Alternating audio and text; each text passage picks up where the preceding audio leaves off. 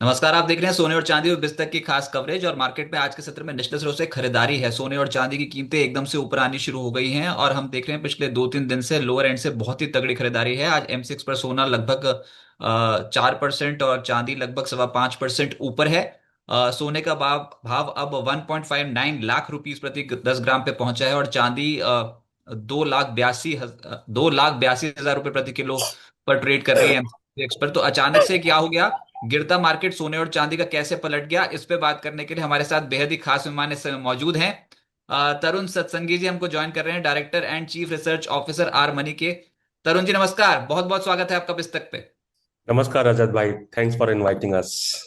Sir, आपने बोला था कि मार्केट पे खरीदारी का मौका होगा, नीजर रिएक्शन जो आया है उस पर निचले से खरीदारी होगी। लेकिन ये पलटा बहुत स्ट्रांग है। अगर मैं 2 फरवरी से लेकर अब तक देखूं तो चांदी लगभग 2.25 लाख रुपए पर पहुंच गई थी और वहां से एकदम से पुल बैक करके अब 2.82 लाख रुपीज प्रति किलो पे पहुंची हुई है। यानी कि लगभग 24.5% का उछाल दिखा रही है। और ये तो 3 दिन के अंदर अंदर ही गेम पलट गया। और जो सोना है वहां पर भी जो भाव आ रहे हैं वो है 1.59 लाख रुपीज प्रति 10 ग्राम। और अगर यहां पर देखते तो 1,37,000 रुपए पे पहुंच गई थी। तो फिर 2 फरवरी के लो से एकदम से आज क्या हो गया? इतनी तगड़ी खरीदारी सिस्टम में कैसे दिखाई दे रही है? वेल, देखिए अल्टीमेटली हमने है ना संडे और सैटरडे को भी बोला था। नाउ गोइंग फॉरवर्ड मार्केट को जो ड्राइव करेगा दो चीजें करेंगी। एक तो एग्जैक्टली जो केविन वॉर्श जिनका अपॉइंटमेंट हुआ है उनका स्टांस क्या आता है after joining the hot chair of Fed. Simultaneously Iran के फ्रंट पे क्या डेवलपमेंट होता है, whether peaceful talk will continue और मार्केट में war kind of a situation emerge होता है, that will be the driver. And अभी देखिए एग्जैक्टली क्या हुआ। जो यूएसएस इब्राहिम लिंकन एयरक्राफ्ट था, जो कि one of the largest aircraft है, वो ईरान की तरफ जा रहा था। ईरान ने कोशिश किया ड्रोन अटैक के थ्रू उसको डिस्ट्रॉय करने का। एंड यूएस का ऐसा क्लेम करना है कि वो ड्रोन था उसको उन्होंने डिस्ट्रॉय कर दिया है। And simultaneously they also try to like destroy some troops जो कि उनके सीमा रेखा के आसपास है। सो ये जो डेवलपमेंट हुए हैं जिसकी वजह से हमने देखा कि 15% 2 दिन के अंदर गोल्ड कॉमेक्स स्पॉट ने रिकवरी दी है। सिल्वर ने अपने लो से तकरीबन $15 विच इज अबाउट 24% का रिकवरी दिया है। मैंने पहले भी बोला था अगर वॉर फर्दर डीपन होता है then certainly safe haven buying will again come to these commodities and these commodities will have a potential to rise towards the new record high।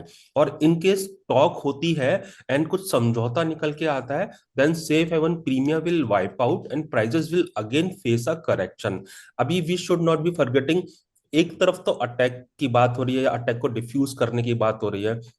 Simultaneously, this Friday, US and Iran will have a talk again on in Turkey। अब ultimately एक तरफ war कर रहे हो, दूसरी तरफ आप समझौते के लिए मिल रहे हो, तो दोनों चीज है जो मार्केट को कंफ्यूज करके रखेगा। एंड ये जो मैडनेस मूव हम कहेंगे इसको, that madness movement will continue and will be new normal for some time now. So ultimately बहुत संभल के काम करने वाला है। अगर टॉक के फ्रंट पे कुछ आता है कि फेवरेबल टॉक हो रही है बोथ द कंट्रीज के बीच में, देन अल्टीमेटली मार्केट में गोता लगेगा, सेलिंग देखने को मिलेगी। एंड द मोमेंट एस्केलेशन होता है वॉर, तो मार्केट में जैसे कि 2 दिन के अंदर हमने रिकवरी दी है देखी है, वो रिकवरी देखने को मिलेगी। अभी फिलहाल तो बहरहाल ऐसा लगता है सेफ हेवन प्रीमियम अच्छा है, तो 5150 तक गोल्ड के प्राइस जा सकते हैं। 5150 के ऊपर सस्टेन किए तो 5350 आते हुए लगते हैं। नीचे की तरफ मंदा तभी दिखाएगा जब 4900 के नीचे जाएंगे। 4900 के नीचे गए तो हम फिर से प्राइस को फिसलते हुए देखेंगे। अभी ये कह सकते हैं फॉर सम टाइम नाउ जो रिकॉर्ड हाई बना था तकरीबन 5600, उसके बाद में जो करेक्शन आया था तकरीबन 4400, ये जो $1200 का मूव है इसी दायरे में मार्केट रहेगा। 5600 काटने के लिए ईरान और यूएस के बीच में वॉर होना जरूरी है, अदरवाइज 5600 इतनी आसानी से नहीं कटेगा। एंड 4400 काटने के लिए अल्टीमेटली फंडामेंटल शिफ्ट बहुत होना जरूरी है। अब वो इतनी आसानी से वो डाउन साइड में नहीं कटेगा। So ultimately confusion will remain in the market. Positive news आए तो आप बाय साइड में जाए, नेगेटिव न्यूज आए तो सेल साइड में जाए। फंडामेंटल अभी मार्केट में वर्क नहीं करेंगे, तो fundamental story is very much intact in case of gold and silver. It's a pure pure sentiment play. Sentiment since yesterday is positive, that's why prices have popped up, and I think will remain positive until we have some clarity from weekend talk between US and China that is going to happen on the land of Turkey. So ultimately until then मुझे ऐसा लगता है market में जो बायस रहेगा positive रहेगा। Mean while uncertain market है। कोई भी न्यूज आया कि ultimately they are delaying attack, they are like likely preponing their talk, ultimately ऐसा कुछ आ गया कि मिडिल ईस्ट के डिफरेंट कंट्रीज ने दोनों में राजीनामा कराने के लिए फर्दर कुछ कोशिश की है, तो इस तरह के वार्तालाप अगर आएंगे मार्केट में तो that will also have a negative impact on the gold and silver prices जी। पर सर फिर जेपी मॉर्गन तो बोल रहा है कि 2026 के एंड तक $6300 प्रति आउंस पे चले जाएगा सोने की कीमतें। ये जो भविष्यवाणी कर रखी है जेपी मॉर्गन ने, इसको आप कैसे देखते हो? देखिए ईयर एंड तक की बात करें तो मैं भी सहमत हूं, क्योंकि हमारे भी दो सिनारियो थे जो हमने ईयर के स्टार्टिंग में दिसंबर एंड में बोले थे। बेस के सिनारियो गोल्ड 5500 आ सकता है जो आ चुका है, एंड बेस्ट के सिनारियो में 6000 से 6500 तक आ सकता है। So we are also hoping by the year end gold could fetch the level of 6000 to 6500। That view still remain intact. Short term में एक्चुअली मार्केट में बहुत हाइटन वॉलेटिलिटी है, जिसकी वजह से शॉर्ट टर्म प्ले करना मुश्किल है। बट लॉन्ग टर्म का जो स्टोरी है that is very much in place and that will come unless we will have a change in the theme of a fundamental theme of a gold। Sir तो अब निवेशक ये जानना चाहते हैं, जैसे घरेलू बाजार में मैंने बोला कि कीमत जो है अब सोने की वो 1.59 लाख रुपीस के आसपास पहुंची हुई है। और देखते ही देखते ये ऊपर आ गई है, लगभग 22,000 रुपये तो ऊपर आ गई है लोज से। और जो चांदी है वो भी बहुत तगड़े गति से ऊपर जाना शुरू कर दिया उसने। चांदी में तो रिकवरी 60,000 रुपये से ज्यादा की दिखाई देती है। तो क्या अभी खरीद लें या फिर एक डिप आएगा उसमें फिर से मौका मिलेगा?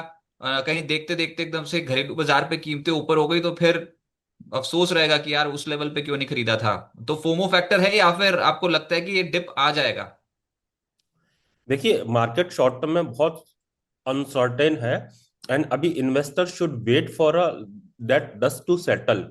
अभी अच्छे लेवल मिलेंगे और मे बी अगर लोअर लेवल नहीं मिले, मार्केट एक बार सेटल हो जाए तो will have a clarity exactly अभी बॉटम बन गया है मार्केट के अंदर। अभी मार्केट भले ही शांत है लेकिन आगे चलेगा। हाँ ट्रेडिंग के हिसाब से इट्स अ पॉजिटिव, अगर कोई ट्रेड करना चाहता है तो आई थिंक 1,59,500, 1,59,000 के आसपास बाय कर सकता है। 1,56,000 के नीचे का स्टॉप लॉस रहेगा, एंड 1,65 के आसपास 1,64,000 से 1,65,000 हमको 2 से 3 दिन में देखने को मिल सकता है। तो ट्रेडिंग के हिसाब से जब तक 1,56 के नीचे गोल्ड नहीं जाएगा एमसीएक्स में, एंड 4,900 के नीचे नहीं जाएगा कॉमेक्स में, I think one should buy the dips and higher side 1,65,000 और near by trajectory can be placed as a target wherein उनको प्रॉफिट पार्क कर लेना चाहिए। इन्वेस्टमेंट के हिसाब से मैं अभी भी बोलूंगा कि अच्छे लेवल मिलेंगे। भले ही नीचे ना मिले ऊपर मिले, लेकिन ऐसे मार्केट में है ना जहाँ 20-20% आ रहे जा रहे हो सिंगल डे में या 2 डे के अंदर, इन्वेस्टमेंट के हिसाब से सेफ मार्केट नहीं है। दो क्योंकि someone has to trade, someone is trading in the market, और इतना अच्छा मूवमेंट होता है तो लोगों को लगता है कि हम क्यों नहीं इसमें काम करें। तो अभी जो प्राइस बिहेवियर है डेट इज समवेयर इस तरीके से है। अगर कोई छोटी क्वांटिटी में विद स्टॉप लॉस काम करे तो बाइंग सेलिंग शॉर्ट टर्म में किया जा सकता है। लास्ट एपिसोड तक तो मैं बोल रहा था कि साइडलाइन रहना चाहिए, क्योंकि वी वर नॉट नोइंग कि जो फॉलिंग नाइफ है वो कहाँ जाके रुकेगा। अब वो रुक चुका है, तो अब now we will have a both side move. तो इस केस में क्या है, ट्रेडिंग से हम बेनिफिट रीप कर सकते हैं। तो सर फिर एमसीएक्स पर सिल्वर का क्या एक टारगेट देखते हो आप? एक रेंज क्या देखते हो जिसमें सिल्वर ट्रेड करती हुई नजर आएगी? हाँ इन केस ऑफ सिल्वर अभी आई थिंक मैं अगेन लाइक गोल्ड कहूंगा कि we should play for short term only, क्योंकि अभी डस्ट जो है सेटल नहीं हुआ है। आई थिंक 278 के आसपास अगर सिल्वर मिलती है तो शॉर्ट टर्म के हिसाब से बाय कर सकते हैं। Stop loss can be placed below 2,59,000, थोड़ा ब्रॉडर व्यू रहेगा मेरा। एंड ऊपर की तरफ मुझे लगता है कि एक बार 3 लाख 3,01,000 तक प्राइस देखने को मिल सकते हैं। जी रजत भाई। सर ईटीएस में भी तो बहुत ही तगड़ी खरीदारी हो रही है। कल से आज तक अगर आप देखो सिल्वर ईटीएस में क्या जबरदस्त तेजी पकड़ी हुई है। तो जो ईटीएस में इन्वेस्ट करते चले जा रहे हैं सिस्टमैटिकली, उनको क्या करना चाहिए? क्या उनको लॉन्ग टर्म के लिए अभी भी यहाँ पर खरीदारी करनी चाहिए? ईटीएफ में एक्चुअली कभी दिक्कत होती ही नहीं, क्योंकि वो लॉन्ग टर्म व्यू रहता है, टिपिकली 4 से 5 साल का रखना चाहिए। So those who are actually buying through ETF, they should continue and they should do in a tranche, like staggered way में करना चाहिए। कुछ क्वांटिटी यहाँ पर कर ली, फिर टूटा तो फिर कर लिया, फिर फर्दर गिरावट आया तो एड ऑन कर लिया। So ultimately ETF buy is like good buy, and they should continue in a tranche. Definitely long term bull story will continue, especially in the silver, that is going to surprise like year in the years to come. अच्छा, कल तो sir ये खबर आई थी ना कि भारत और US की ट्रेड डील होने वाली है, और पीयूष गोयल साहब ने भी बोल दिया कि 2 से 3 दिन में ये डील साइन हो जाएगी। तो ये तो बहुत बड़ा एक ओवरहैंग था। एक ऐसी चीज थी जिसका हम बहुत समय से इंतजार कर रहे थे, और उसके चलते भी अनसर्टेनिटी बनी हुई थी। अब अनसर्टेनिटी जब खत्म हुई है तब भी सोने और चांदी की कीमतें चढ़ रही हैं, ऐसा क्यों? देखिए, स्टॉक मार्केट के लिहाज से एक बहुत बड़ी विक्ट्री है, बहुत बड़ा ब्रेकिंग न्यूज है, एंड उसके हिसाब से हमने देखा भी स्टॉक मार्केट में रिएक्शन आते हुए। एक्चुअली ये जो इंडिया के ऊपर टैरिफ था ना, ये गेम था ही नहीं। मार्केट ने उसको डाइजेस्ट किया ही नहीं, क्योंकि अल्टीमेटली वो अपने पैर पे कुल्हाड़ी मारने वाली बात कर रहे थे। We are net service provided to the US, and ultimately अगर इंडिया के ऊपर टैरिफ लगाओगे, अपना आप आईटी सेक्टर कैसे चलाओगे, अपनी डिफरेंट इंडस्ट्री कैसे चलाओगे? तो अल्टीमेटली ये जो इंडिया वाला पार्ट था वो होना ही नहीं था, तो वो मालूम था आज नहीं कल वो सेटल होगा ही होगा। इसी वजह से क्या है कि मार्केट रिएक्ट नहीं कर रहा है। अभी ट्रेड डील कनाडा से कम होती है, खत्म होता है ट्रेड टेंशन, या कोरिया के साथ खत्म होता है, या चाइना के साथ खत्म होता है, then ultimately will have a negative impact on the price. And stand alone एक कंट्री के साथ ना तो तेजी आएगी ना मंदी आएगी, अभी भी मल्टीपल कंट्रीज के ऊपर थ्रेट है, मंडरा रही है वो थ्रेट। सो अल्टीमेटली प्राइस कैसे टूटेंगे? और इंडिया तो मैं स्टार्टिंग से ही बोल रहा हूँ, Trump can't afford imposing tariff on India. Ultimately अपने पैर पे कुल्हाड़ी मारने का काम वो करेगा ही क्यों? और अल्टीमेटली वही हुआ, बचा लिया पैर पे कुल्हाड़ी मारने से जी। अच्छा तरुण जी, क्या ऐसा भी हो सकता है कि सिल्वर और सोने की जो कीमत है, जो भाव है, वो इस साल फिर से चौंका दे? क्योंकि देखिए 2026 में तो बेस्ट परफॉर्मिंग एसेट क्लासेस बने ही हुए हैं ना। एक डिप आई थी और उसमें भी फिर लपक लिया इन्वेस्टर्स ने और ट्रेडर्स ने। तो क्या हो सकता है ये कि 2026 में फिर से चौंका दे ये एसेट क्लास, और हम रिकॉर्ड हाई लेवल्स की तरफ कूच कर जाएं? ईरान और यूएस के बीच में वॉर होता है, देन उस केस में फर्स्ट क्वार्टर के अंदर या 2-3 महीने के अंदर ही प्राइस नए हाई लगाते हुए नजर आएंगे। इन केस वॉर नहीं होता है, तो फर्स्ट क्वार्टर और first half of this year may have a moderate movement in the gold and silver prices. Latter half of the year will have a very solid upside in case of in both the commodities. So ultimately है तो तेजी ही। नया high अगर near term में बनना है तो वो ईरान के साथ अटैक होना चाहिए यूएस का, तभी बनेगा। अदरवाइज क्या है कि मार्केट पहले डाइजेस्ट करेगा सारी चीजों को, एंड सेकेंड हाफ में फिर से रफ्तार पकड़ेगा। लेकिन ये है कि ओवरऑल मार्केट में तेजी ही देखने को मिलेगी, ये तय है। फिर तो आप तेजी की उम्मीद करो, लेकिन क्या गलत जा सकता है सोने और चांदी की कीमतों के लिए? क्या ऐसा हो जाए जिससे, जैसे पिछली बार केविन वॉश का नाम आया था तो एकदम से थरथराते हुए नीचे नहीं आ गए थे, तो डोनाल्ड ट्रंप भी देख ही रहे होंगे कि भैया फिर से ऊपर जा रहा है ये वाला एसेट क्लास। तो अब क्या ऐसा हो सकता है कि जिसके कारण फिर से इंस्टीट्यूशनल सेलिंग या फिर कुछ तगड़ी सेलिंग मार्केट में बन जाए, सोने और चांदी की कीमतों गिर जाए? हाँ, लाइक फेड अपना स्टांस चेंज कर दे, अकोमोडेटिव से न्यूट्रल कर दे, देन अल्टीमेटली गोल्ड सिल्वर के लिए वो नेगेटिव हो जाएगा। Secondly, ultimately central bank buying करना बंद कर दे, जो कि पॉसिबल है नहीं। अभी भी देखें रिकॉर्ड बाइंग है और वो ट्रस्ट कंटिन्यू रहेगा। इवन वर्ल्ड गोल्ड काउंसिल के कल आंकड़े आए, रिकॉर्ड डिमांड देखिएगा, ये first time in the history gold की डिमांड 5000 टन्स को क्रॉस किया है, around 5020 tons. And ultimately incremental demand है, though jewelry demand not only in India but also in China have dived down, but overall demand, especially ETF demand, has risen to a record level in both the countries. So ultimately, third scenario क्या हो सकता है? Iran के साथ peaceful nuclear programme पर deal हो जाए। तो अल्टीमेटली ये तीन चीज, इसमें मैं कहता हूं कि न्यूट्रल स्टांस अभी यूएस का कंडीशन आंकड़े बताते हैं, अभी भी हायर इन्फ्लेशन है वहां पर, सॉफ्ट लेबर मार्केट सिचुएशन है, हायर अनएम्प्लॉयमेंट रेट है, ग्रोथ कंसर्न है। सो अगर इन चीजों को देखें, ये इकोनॉमिक कंडीशन जो है ना ओवरनाइट खराब नहीं होती, सही नहीं होती। It will take quarters to get normalize. So ultimately I don't see any change in the stance of US Federal Bank. Ultimately, they will have to cut at least twice this year. This is what exactly market is priced in. तो वो चीज हट गई। Third क्या है, exactly dollar में एक तरफा तेजी आ जाए, आई थी पिछले 3-4 दिन में, देखिए अभी 97 के आसपास फिर से थकने लगा है। डी डॉलराइजेशन जो है that is happening across the world, which is actually dumping the dollar's value. That is why it has fallen a lot. And accommodative stance रहेगा तो it will further will fall, and ultimately de-dollarization का जो theme है that is going to remain in the world market for some years now. So ultimately dollar का जो dump होना है, as we all know, has a very solid negative correlation. So it will certainly perk up the prices of commodities, especially precious one. And demand भी देखें ना आप, exactly applications बहुत ज्यादा है सिल्वर के, इंडस्ट्रियल्स।